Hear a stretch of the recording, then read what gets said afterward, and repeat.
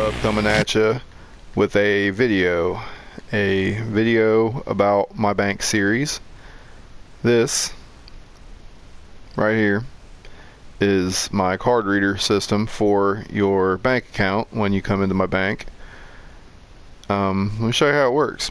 Okay, so the furthest item that I've got simulating a bank card is a block of iron, so I'll go ahead and use that one first to give you a feel for how long this thing's going to take to give you what you want. So I'll put a whole stack in there just to show you a few things.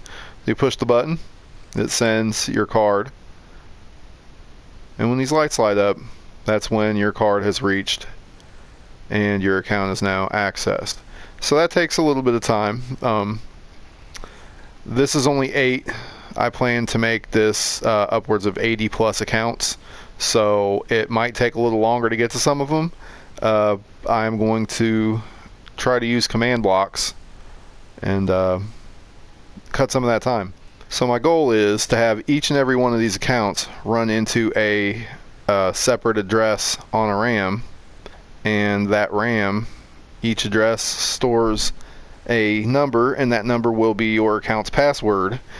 And so it will use this circuitry right here to allow you to type in your specific password, whereas any of these that are pressed will basically be your password. So I've got those pressed over here. You've pretty much got to mirror that on the other side to get your password.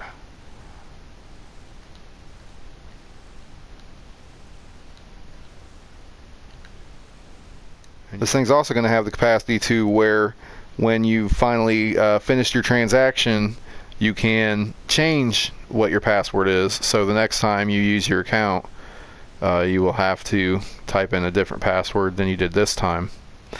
All of the accounts will be started with the same password, and you will be told the password when you're given your card, and you just put it in and you change your password at the end.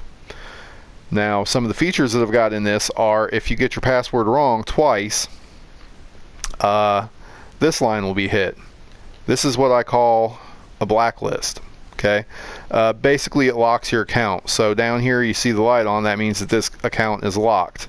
On top of that, what has happened, you see that it turned off. That means that your card has been dropped, and your card has been dropped into the vault, which would be right here.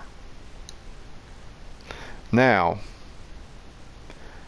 once you've been blacklisted, if you have multiple cards for your account and you try to send another one, you will see that, give it a moment,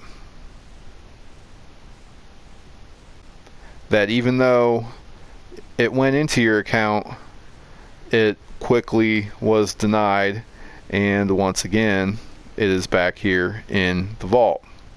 Now, I've also set this up with the capacity to, I'm imagining I put my card in and set a condition in the office, and then that flips that line, and then when you put your card in,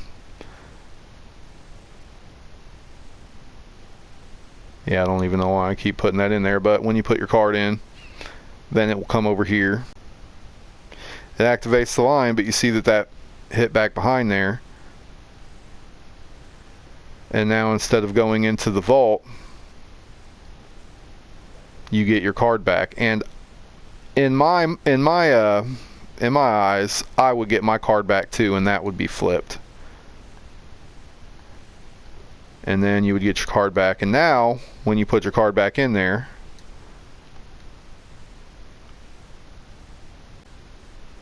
it stays. And I plan on having a user interface on this side that looks similar to this right here. And that interface will be where you type your code in, your password. And then when the transaction is finished, and you have finished everything and you ask for your card back, the password that is left on that wall will be rewritten into your address on the RAM, and you will now have your new password. And as soon as that is done, well, that will happen, and you will get your card back, and that takes a while from the back there. There's not much I'm going to be able to do about that. This is hopefully as long as it will take. Hopefully I will not have to add extra time for extra ones. We'll see how we get to learning with the command blocks. Now this part over here is where they code out onto a bus. That bus will extend out and then decode to be able to call for security lock boxes or security deposit boxes. I came up with this design the other day.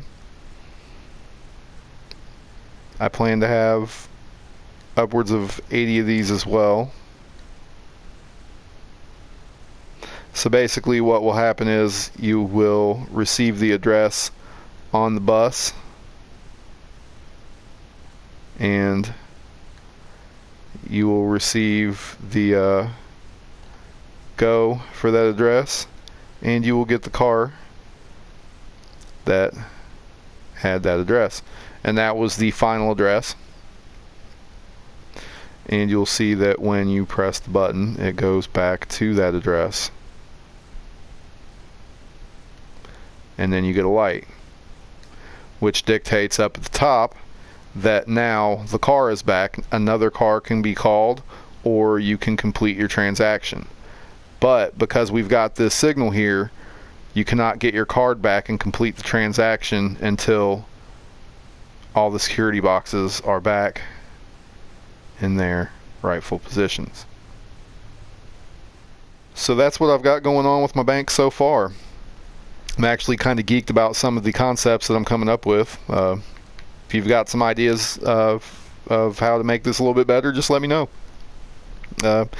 If you like this video, go ahead and leave a like. If you have not yet subscribed to the channel, go ahead and hit that subscribe button. Check my playlists to see what I've got in there. If you like this, you might like some of what's in there. I will see you on the flip side. Peace.